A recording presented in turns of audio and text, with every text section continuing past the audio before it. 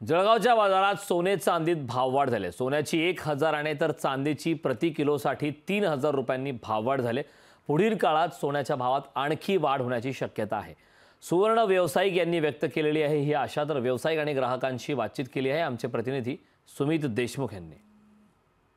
लगनसराईचे दिवस सुरू आहेत आणि या 8 दिवसांमध्ये सोन्या चांदीच्या भावामध्ये वाढ झाल्याचं या ठिकाणी पाहायला मिळतं आहे। जवळपास सोन्याच्या भावामध्ये 1000ने वाढ झालेली असून चांदीच्या भावामध्ये जवळपास 3000ने वाढ झालेली आहे। आपण पाहू शकतो की आपण जळगावच्या सराफ बाजारामध्ये आहोत। बऱ्यापैकी सराफ बाजाराच्या दुकानांमध्ये ग्राहकांनी गर्दी केलेली दिसते आहे।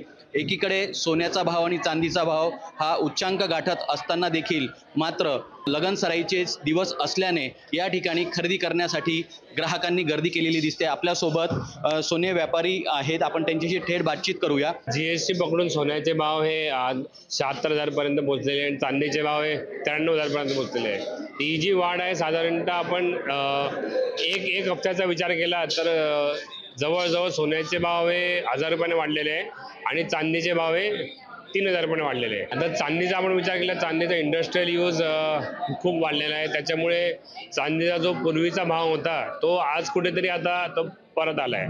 तर त्याच्यामुळे आपण चांदीबद्दल तर काही सांगू शकत नाही, पण गोल्ड जे आहे ते लॉंग टर्ममध्ये वाढायची शक्यता आहे। ॲक्च्युली वाढलेली तर आहे, पण घेणं देणं नातलग वगैरे ते सुटत नाही। आधी जेव्हा कमी होतं सोनं आणि चांदीचे भाव तेव्हा आम्ही जास्त प्रमाणात घ्यायचे। आता थोडंसं आवर्जून थोडंफार घ्यावं लागतं आणि त्यातच मन समाधानी करावं लागतं आमचं। सुमित देशमुख, लोकशाही मराठी, जळगाव।